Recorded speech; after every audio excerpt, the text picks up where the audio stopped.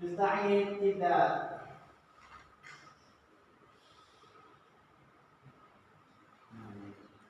Olas. Apa kabarnya anak-anak? Alhamdulillah. Wah, kita semangat sekali. Iya. Kita harus terlebih dahulu ya sebelum kita belajar. Yang pertama, Ahmad Zaki Ramadan, Begalara Putri, Hadir, Bu. Mulia Isneni, Fajar Nur Rahman, Muhammad Abu Rizal. Hadir. Alhamdulillah semuanya hadir. Alhamdulillah. Alhamdulillah. Ada yang tahu kita akan membahas apa pada sore hari ini? Beriman kepada kitab Allah. Beriman kepada kitab Allah. Ada yang tahu apa sebutan peristiwa turunnya kitab suci Al-Quran? Nuzul Quran. Dan 17. iman kepada kitab-kitab Allah termasuk rukun iman yang ke Empat. empat atau tiga. Ya. Rukun iman yang pertama, Iman kepada Allah. kedua, Iman kepada malaikat.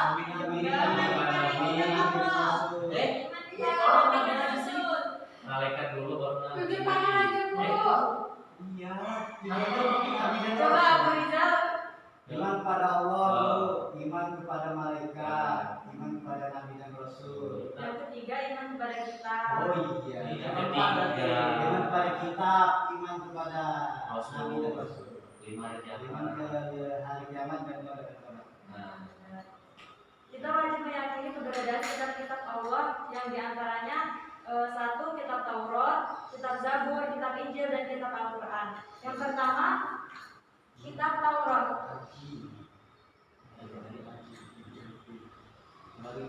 Ada yang tahu kitab Taurat diturunkan pada Nabi Nabi siapa? Musa. Nabi Musa. Diturunkan pada Nabi Musa, dan kitab ini merupakan keyakinan untuk menyembah Allah serta larangan menyembah berhala. Kitab ini berbahasa Ibrani, artinya syariat atau perintah.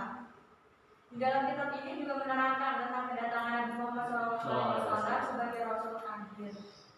Yang selanjutnya kitab Zabur. Nabi Daud. Ya. Diturunkan pada Nabi Daud alaihissalam. Seperti firman Allah pada surat An-Nisa ayat 163. Ahmad Zaki Ramadan silakan dibaca.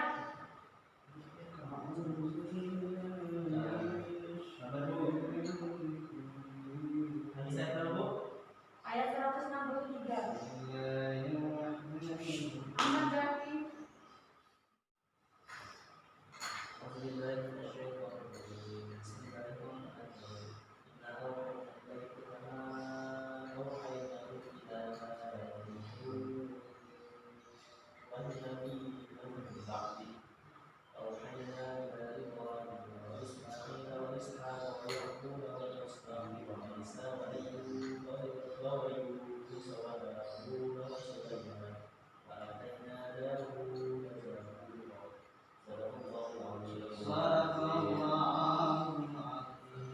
Nah, artinya sesungguhnya kami telah memberikan wahyu kepadamu sebagaimana kami telah memberikan wahyu kepada Nuh dan nabi-nabi yang kemudiannya.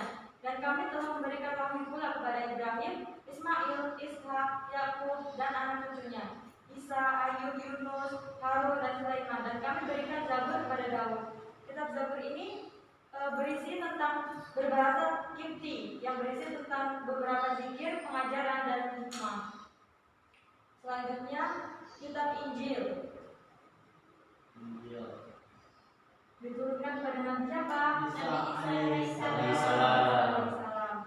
Kitab ini berbahasa Yunani yang di dalam bahasa Arabnya berarti al-bisyarah atau kabar gembira. Kitab ini diturunkan sebagai pedoman hidup yang berisi tentang keterangan dan ajaran-ajaran yang membenarkan atau memperkuat ajaran yang terdapat dalam kitab-kitab sebelumnya, yaitu Taurat dan Zabur. Kitab Injil ini merupakan pedoman bagi kaum Nasrani. Sebagaimana firman Allah surat Ali Imran ayat 3 yang berbunyi, Bismillahirrahmanirrahim. Nazzala 'alaikal kitaba bil haqqi musaddiqan lima baina yadayhi wa anzala at-taurata wal injil. Yang artinya, dia menurunkan Alkitab Al-Quran kepadamu dengan sebenarnya, membenarkan kitab yang telah diturunkan sebelumnya dan menurunkan Taurat dan Injil.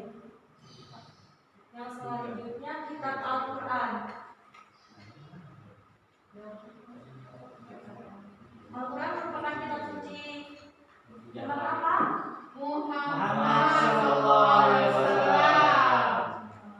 Kitab Al-Quran ini berisi tentang akidah dan keimanan, penciptaan alam dan manusia, kisah-kisah hubungan antara manusia dengan Allah, dan petunjuk untuk berkeluarga dan masyarakat dan negara. Sebagaimana firman Allah, Quran surat Al-Baqarah ayat 2. Silakan mulai ini. Surat Al-Baqarah ayat 2. Bismillahirrahmanirrahim. Dzalikal kitabul la raiba fihi hudan lil muttaqin. Yang artinya kitab Al-Quran ini tidak ada keraguan padanya, petunjuk bagi mereka yang bertakwa. Al-Quran ini juga mempunyai nama-nama lain, diantaranya Al-Furqan, Al-Tanzil, Al-Zikru, Al-Kitab, dan Al-Quran. Apa kewajiban manusia terhadap kitab-kitab Allah? Mengimaninya dulu. Mengamalkannya. Mengimani dan mengamalkan. Meyakini kitab-kitab Allah ini berarti mempercayai bahwa Allah Subhanahu wa taala menurunkan ajaran-ajarannya dalam sebuah kitab kepada para nabi dan rasul untuk dijadikan pedoman bagi umat manusia. Kewajiban manusia terhadap kitab-kitabnya yaitu yang pertama, beriman pada kitab Taurat, Zabur, Injil, dan Al-Quran yang benar-benar diturunkan oleh Allah Subhanahu wa taala, membenarkan seluruh berita-berita yang terdapat di dalam Al-Quran dan kitab-kitab lainnya yang masih asli, mengerjakan seluruh ajaran yang terdapat di dalam Al-Quran, kitab yang diturunkan kepada Nabi dan Rasul, menjadi petunjuk bagi umatnya masing-masing. Al-Quran merupakan penyempurna syariat dan ajaran-ajaran umat sebelumnya dan penyempurna bagi kitab-kitab sebelumnya. Hikmah beriman kepada kitab-kitab Allah diantaranya yang pertama, menyadari bahwa Allah Subhanahu wa taala sangat sayang kepada kita sehingga harus banyak bersyukur, selalu melaksanakan perintah Allah Subhanahu wa taala dan menjauhi segala larangan-larangannya. Karena kita tahu hukum-hukum yang ditetapkan Allah meyakinkan kita bahwa Islam adalah agama untuk seluruh umat manusia.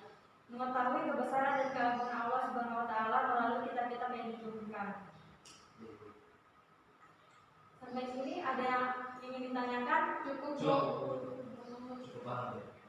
Alhamdulillah. Tadi kitab-kitab Allah ada berapa? 4. Taurat, Zabur, Injil, Al-Quran. Kitab Taurat diturunkan pada Nabi Musa. Zabur, Nabi Daud. Kitab Injil, Nabi Isa.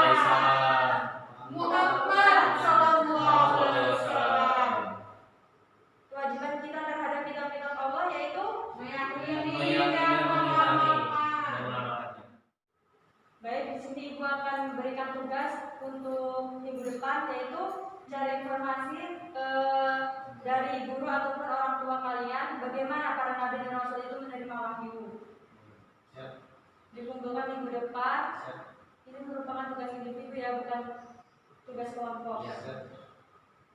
Ada yang ingin ditanyakan kembali? Tidak. Alhamdulillah.